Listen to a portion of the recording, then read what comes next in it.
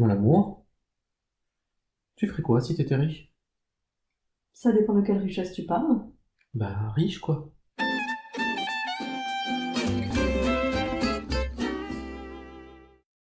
Être riche, c'est pas avoir beaucoup d'argent, c'est bien plus riche que ça. Bien plus riche que ça. Développe, s'il te plaît. Pour moi, la véritable richesse, elle part de soi. Elle vient de l'intérieur et elle est plutôt d'ordre émotionnel. Et quel type d'émotion on recherche? Je pense qu'on cherche avant tout un état de joie, un sentiment de complétude. Et notre être cherche à devenir meilleur. Ouais, mais l'argent et les biens matériels, ça m'apporte la même chose. Je pense que tu te trompes et que c'est une illusion. Si c'était ça la richesse, ce sont les objets que tu accumules qui auraient de la valeur, mais pas toi.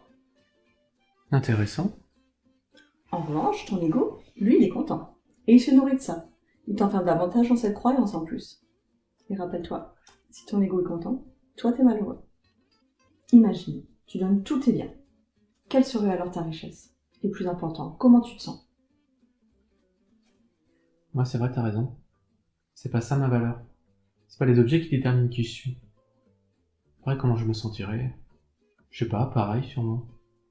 Bah oui, c'est ça.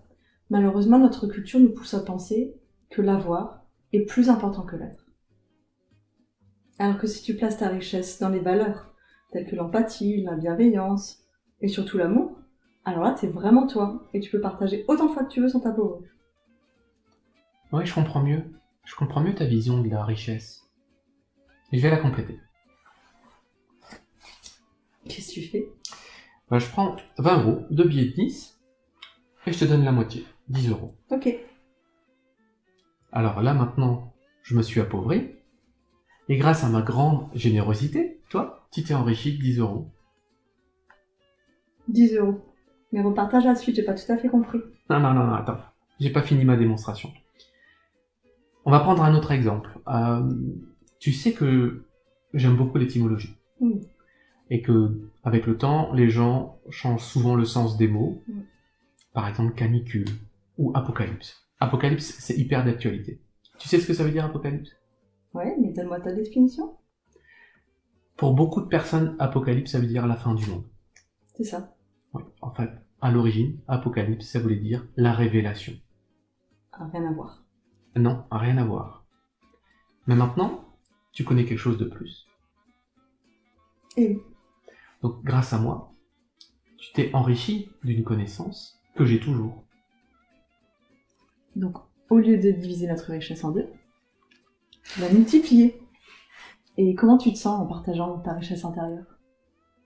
Je me sens bien. Et la plupart des gens, ils aiment recevoir. Et là, c'est gagnant-gagnant. Bah, au final, tout le monde peut être riche.